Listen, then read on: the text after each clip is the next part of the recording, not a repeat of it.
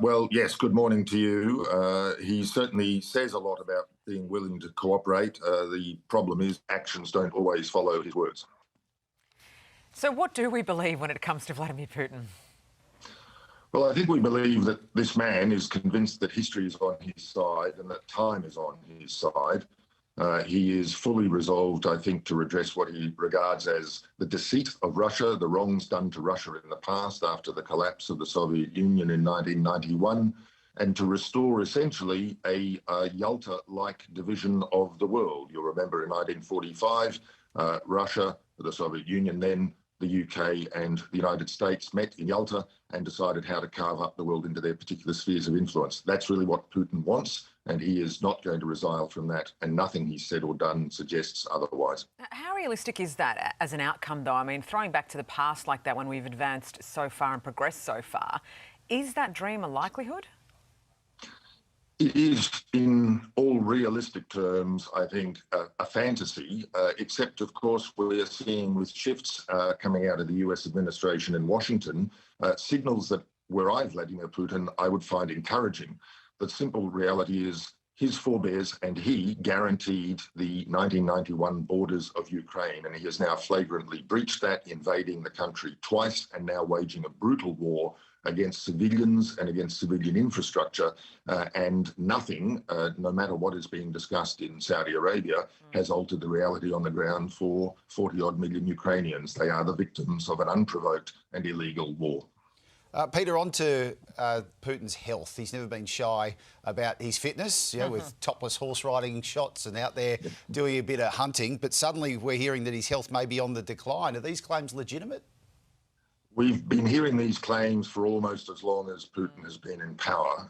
And I note Volodymyr Zelensky recently in Paris just in the last day observed that he will die soon. And I think people have misinterpreted that. The reality is Putin will turn 73 in October this year. So he's already a few years past the average male Russian life expectancy.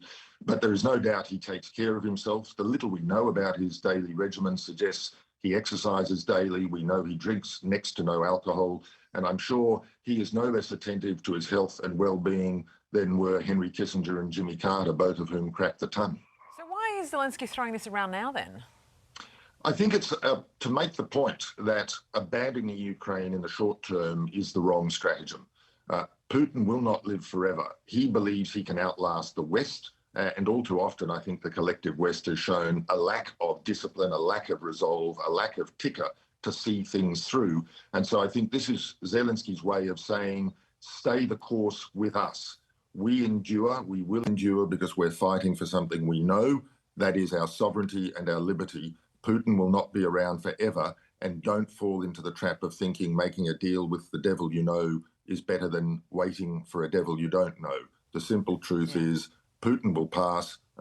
We must stand by Ukraine. Well, this is the interesting part, though, Pete, because obviously given your time, the time that you spent in Russia, is the relations you're seeing now between Russia and the US, have you seen anything like that before? It seems so odd how Trump is so much in favour, it seems, of a favourable outcome for Putin here. Meanwhile, in France, you've got this coalition of the Huling meeting, so it's really setting up this great divide that we haven't seen in recent times. You're absolutely right. And this is one of the things that I think has provoked a lot of concern and has unsettled allies and partners around the world. What is the strategic long-term gain that Washington perceives in making common cause with Moscow? At the moment, we've seen a lot of encouragement, real or perceived, by the Kremlin at least, coming out of Washington with no sign of what is the strategic quid pro quo. What's the long-term gain that will be extracted from this? So I haven't seen anything quite as chummy as this.